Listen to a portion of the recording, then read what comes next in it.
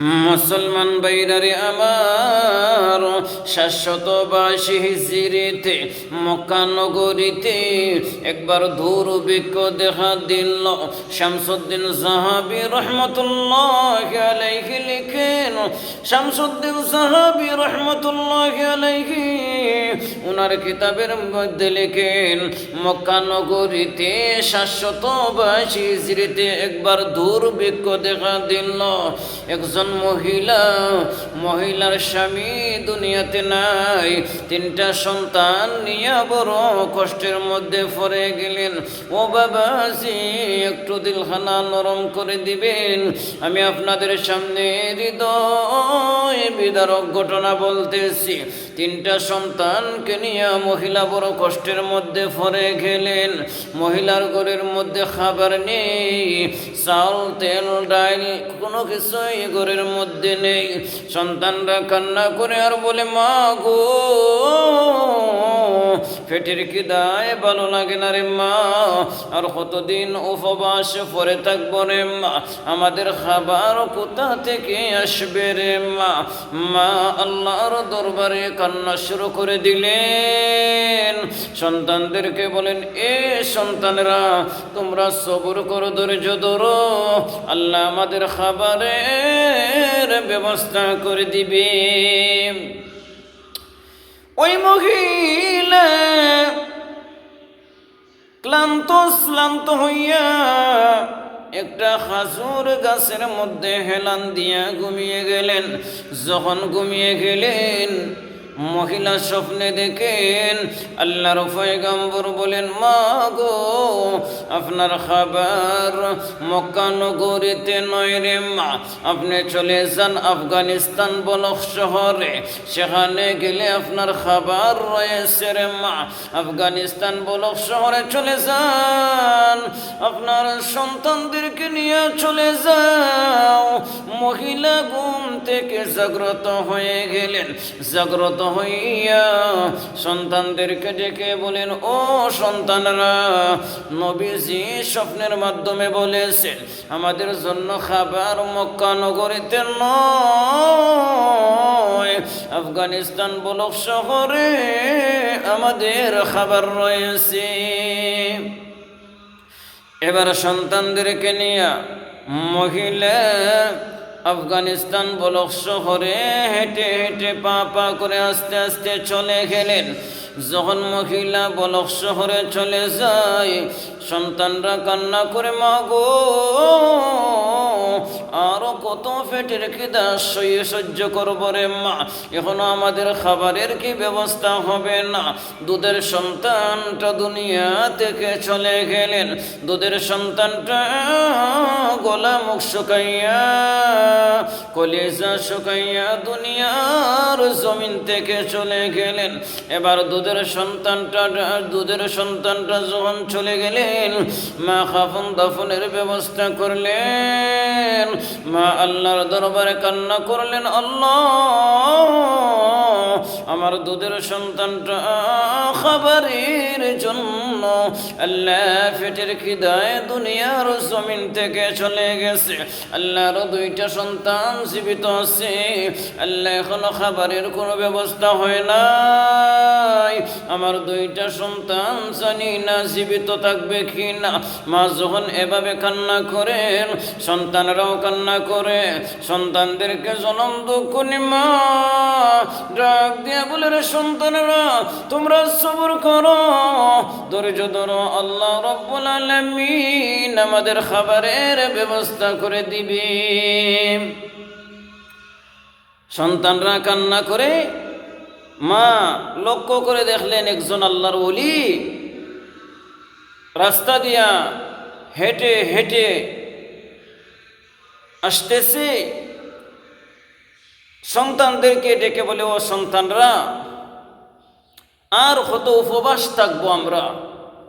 এই যে আল্লাহর ওলি রাস্তা দিয়া হেঁটে হেঁটে আসতেছেন, ওই আল্লাহর ওলির কাছে চলে যাও, গিয়ে বলো আফগানিস্তান বলক শহরে সবচেয়ে মুত্তাকি পরহেজগার দানবীর বান্দা খেয়ে ওই দানবীর বান্দার সন্ধান দেওয়ার জন্য। জনম দুঃখনিমা লক্ষ্য করে দেখলেন ওই আল্লাহর ওলির মাথায় ফাগরি, এক হাতের মধ্যে লাঠি আর এক হাতের মধ্যে তাসবিহ। ওই আল্লাহর ওলি আল্লাহর নামের জিকির করে সামনের দিকে আগাইতেছে। মহিলা সন্তানদেরকে বলে, হে সন্তানরা তোমরা চলে যাও, আল্লাহর ওলির কাছে গিয়ে বলো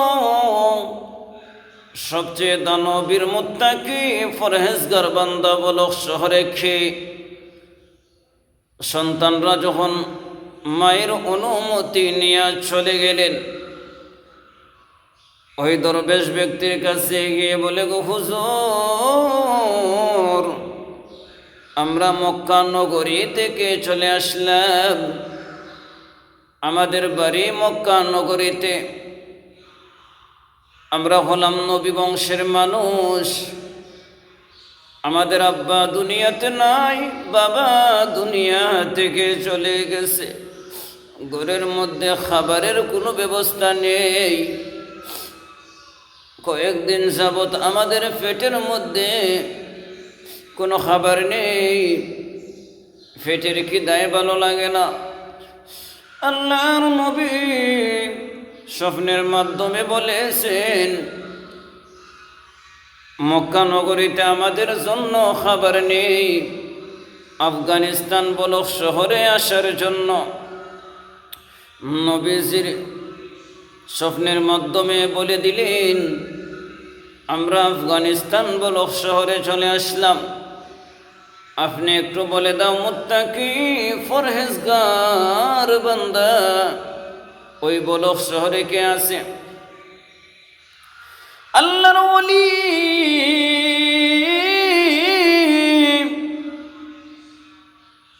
দুইটা সন্তানদেরকে সরাইয়া ধরে বলেন, আফগানিস্তান বলক শহরের বাদশাহ বড় দানবীর, বাদশাহ বড় মুত্তাকি পরহেজগার, বাদশাহ বড় নামাজি, চলো বাদশাহর দরবারে তোমাদেরকে নিয়ে যাই।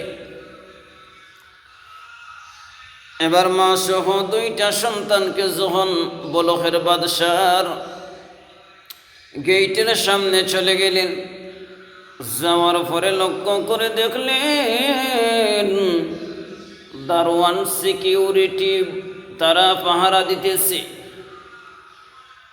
তাদের অনুমতি নিয়ে যখন বাদশাহর কাছে চলে গেলেন, বলখের বাদশাহর কাছে গিয়ে বলে, ও বাদশাহ লম্পনা,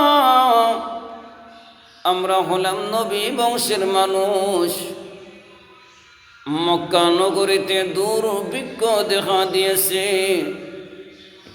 আমরা হলাম নবী বংশের মানুষ, ঘরের মধ্যে খাবার নেই, আমার আব্বাও দুনিয়ার জমিনে নেই, আমার আব্বা দুনিয়ার জমিনে না তাকায়, বড় কষ্ট হইতেছে, কয়েকদিন হয়ে গেছে পেটের মধ্যে কোনো খাবার নেই, আপনার কাছে আমরা এসেছি।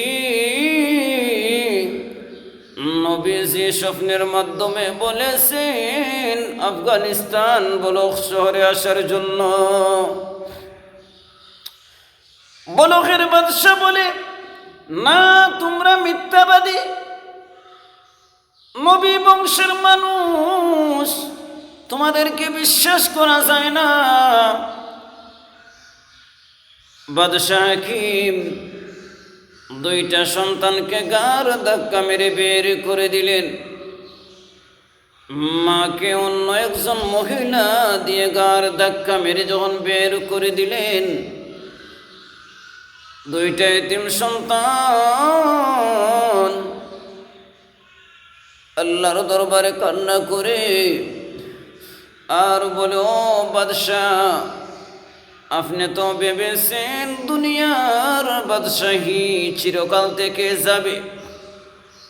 হে বাদশাহ লম্পনা, দুনিয়ার বাদশাহী নয়, দুনিয়ার জমিনে কয়দিন বেঁচে থাকবা একটু কি চিন্তা করেছেন? আপনি কেনই বা আমাদেরকে এভাবে গার ধাক্কা মেরে বের করে দিয়েছেন? আমরা হলাম নবী বংশের মানুষ, আপনি আমাদেরকে গার ধাক্কা মেরে বের করে দিলেন। আপনি কি কোরআনের আয়াত পড়েন নাই? আল্লাহ বলেছেন ওয়া আম্মাস সাইলা ফালা তানহারু। আপনি কি কোরআনের আয়াত পড়েন নাই? আপনি অসহায় মানুষদেরকে কেমন করে গার ধাক্কা মেরে বের করে দিলেন। বাদশাহ হাকিম দুইটা বাচ্চাদেরকে এভাবে গার ধাক্কা মেরে দিল। বাচ্চার মা কান্না করে, আল্লাহ, দুনিয়ার বাদশাহী ফাইয়া আমাদের সাথে এমন আচরণ করলো, আল্লাহ তুমি ওদেরকে হেদায়াত দান করো। অসহায় মানুষগুলা নবী বংশের মানুষ, তারা বদ্ধ করলো না, বদ্ধ না করিয়া হেদায়েতের দোয়া আল্লাহর দরবারে করে নিল। এবার সন্তানের মা মিলাইয়া আল্লাহর দরবারে গেলেন চলিয়া।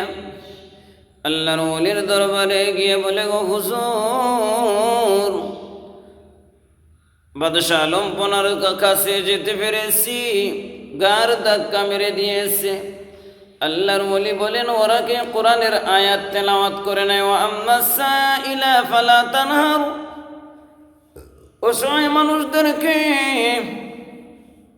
এভাবে গার ধাক্কা মেরে বের করে দিয়েছে, ওরা কি কোরআনের আয়াত